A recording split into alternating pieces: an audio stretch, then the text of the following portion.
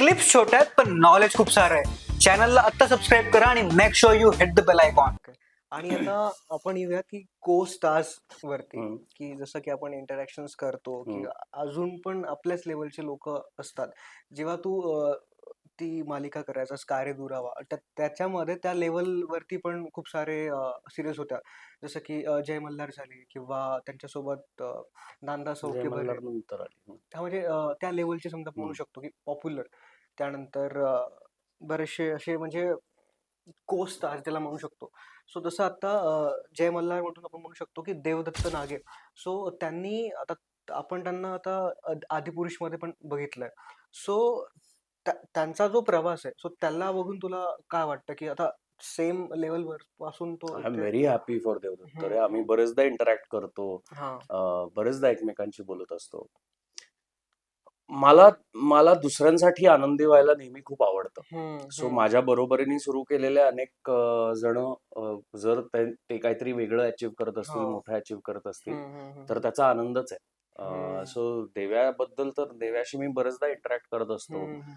देव्या आणि मी बरेचदा स्पिरिच्युअल गोष्टींवर पण बोलतो किंवा आम्ही ट्रॅव्हलिंग बद्दल पण बोलतो, कारण तो ओके. सुद्धा बाईक घेऊन फिरत असतो. हा हा हा सो ते असं इंटरॅक्शन मध्ये आधी होतं.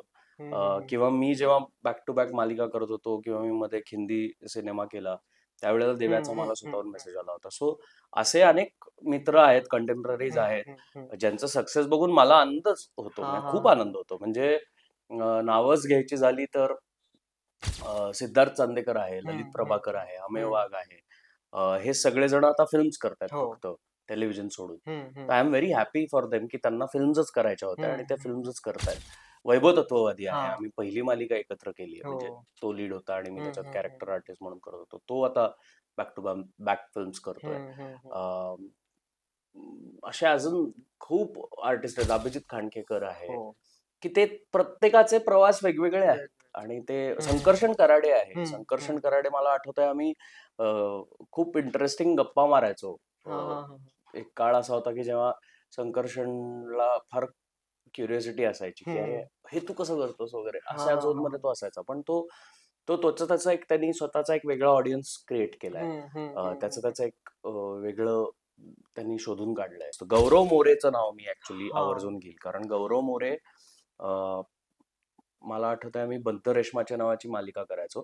त्यामध्ये गौरवचं एक छोटं कॅरेक्टर होतं, म्हणजे फार महत्व नव्हतं त्याच्या कॅरेक्टरला, पण तो असायचा सतत मालिकेत. ओके. आणि तेव्हापासून मी गौरव मोरेला बघतोय. हा. आणि आता महाराष्ट्राची हास्य जत्रा हो. मधला गौरव मोरे, जे काही बदल झालाय त्याच्यात, ट्रान्सफॉर्म झालाय तो पूर्ण.